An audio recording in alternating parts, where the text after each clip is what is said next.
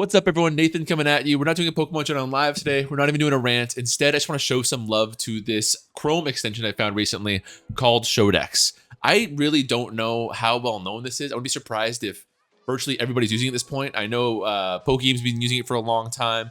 I know it's been at least out for 6 months, but it's only really come across my radar pretty recently, and I still haven't seen any videos or like a lot of love shown towards it comparable to how kind of big of a deal I think it is. I don't know if there's a single tool or situation out there that is better for newcomers into Pokemon, but also just even for a player like myself, it just raises the floor so much. It's just a ridiculous tool.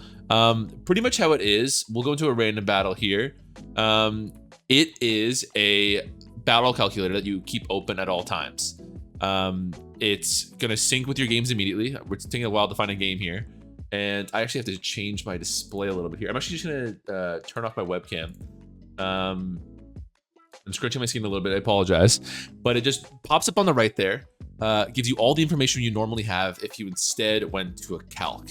And calc is something that I've always had an interesting relationship in Pokemon Showdown because it's so immensely useful, and it's so important to know, like, oh, is this like, you know, a guaranteed one-hit KO, or is it a 50% chance to one-hit KO, or is it not even close? Or, you know, maybe if my opponent has special defense EVs, the whole situation changes. It's just such a crucial thing. Or hell, even just speed tiers, you know, does my Cloyster at +2 outspeed, I don't know, an Abomasnow at +1, like weird situations like that, that it can just help you determine that immediately. And I've always been torn as a creator because I find it very difficult to kind of go into these things and be like, okay, you know, I really wanted this situation. Time for my audience to watch me do this boring like spreadsheet simulator on the calc. Whereas if you, my opponent leaves, yeah, I kind of delayed things for them there. But if you have this up on the side, it takes no effort at all. Instead of like laboriously, so like for this situation, we literally have to go Iron leaves, and that's not Swords Dance. Ours was Choice Band, and we had Wild Charge. But I'm not even gonna go through the whole exercise, honestly. You guys get the idea. And then we go against Beer Tick, and then you can start to begin to figure out the calcs. It automatically inputs that for you. Of course, what your opponent is running is a bit more of a mix-up. It inputs like what the most common sets are going to be, which you can choose between here. But and even in randoms, it's not always accurate when it has predetermined sets. But it just gives you a great idea to work with, and it's easy to change too. So you like, let's say you know for a fact your opponent doesn't have Icicle Crash, and they instead have Snowscape, whatever. You can put that into it. You can know that if your opponent has special attack EVs, you can change that on the fly. It's all uber easy and uber helpful. And of course you can change other things too. Like let's say you look at this Beer Tick. This would actually be a good example in this game. And I can go, shit, this Beer Tick matches up really well versus my Iron Leaves. I could actually, actually no, that is true. It's unlikely I could get a kill right here. Can I zoom in on this? No.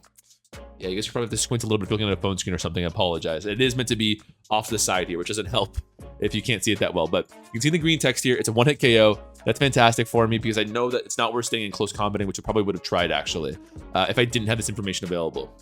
So now I look at this Beer Tick, who does have Icicle Crash, and he does have a good chance to wreck my shit. So I can go look around and go, okay, well, Wugtrio can come in, isn't 2-hit KO'd, and can try to go for a 2-hit KO with Liquidation. That's a good option right there. Or instead, I could go to, I forgot the name, Spirit Tome, and try to set up there.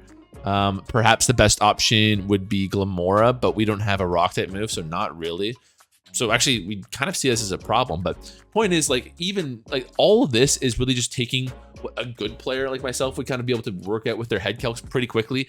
Maybe you got to check something in the calc really quick, but for the most part, you just have that information immediately available. And I gas myself up there and say I'm a good player, but even a good player is not going to have like that sort of, you know, computer memory to be able to instantly determine which set is the best option here. It really digests it and makes it easier for you.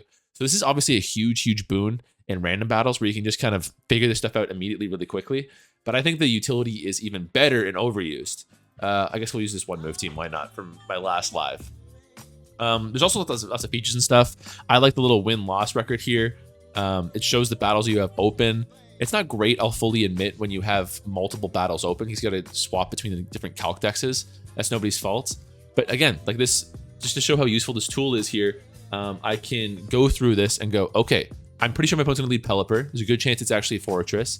But if I look through, I go, okay, could kill, 50% chance. That's a bit dicey. More dicey. More dicey. Bad. Draco Meteor is great, but it's not going to be good against this Fortress here. 2 at KO. And Ting Lu isn't great either. So I still think I will go Dragapult here. Then just put all this in. Yep, sure enough, that's the case. We're going to click Draco Meteor there. And then I can go, okay, I've lowered my special attack in half. Floatzel comes in. Floatzel can actually kill me with an Ice Spinner right now, but Wave Crash won't. Super helpful.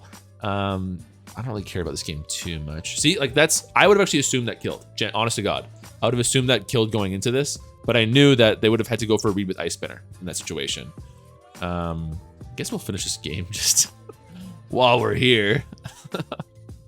See, the one move teams, we showed it up in the live recently. It's pretty effective, honestly. Station, red card, Corviknight. Oh no. Thunderwave. I am going to show how to install this afterwards. I just, honestly, what do I care? I'm just going to forfeit this game. Who cares? Okay, so I think the appeal is pretty obvious.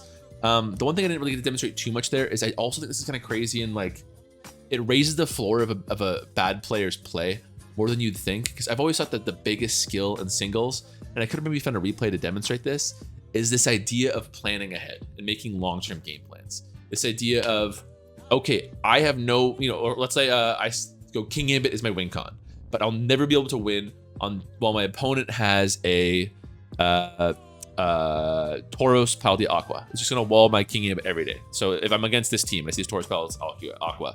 So I say to myself, okay, I need to find situations where I can isolate my my Dragapult in against the Tauros Paldea, because it also can wall all this stuff really easily. So the game then changes and becomes all about isolating this matchup against each other, because the Dragapult is going to feast every time it's against the Tauros Paldea. That's what I'm talking about with long-term game plan. That's not something you can just like look at right away in front of you. But if you have this Showdex in front of you, you can kind of piece through and look at everything and kind of go, okay, well, looking at all these matchups, it seems like kind of the breaking point here is against this Tauros Paldea in King Ambit. It might seem a little bit like advanced to assume a numerator would go to that, but it really is just removing that that extra layer of thought. Instead of going like immediately worry about what's in front of you this turn and just guessing, you skip all that and you can just jump to the second phase of playing Pokemon singles, which is long-term game planning, which is creating a little bit more complex battle plans. Then again, which is immediately in front of you, because Showdex does all that. It just gives you the most immediate option possible. I mentioned before, there's a bunch of settings for it too. Like, there's actually a million little things you can do. You can change the color of what the guaranteed O-code things are. You can change the color. I know some people are really big into the dark theme. Win-loss counter. If you get tilted by, this sort of thing, which actually I'm sure a lot of people would, that too. In terms of installation, it really couldn't be easier. I'm going to put the link for this Showdown page in the description. It shows how it works pretty easily. It also has a Firefox add-on. I did not know that. I'm a Chrome guy, but that's really interesting. The Chrome extension will be available too if you go to it here. Really just as simple as clicking this button. It's all set up for you. And that's honestly the video. I just really wanted to give it some love. I think that if you're a mediocre player, this is one of the biggest things you can do to jump up your game.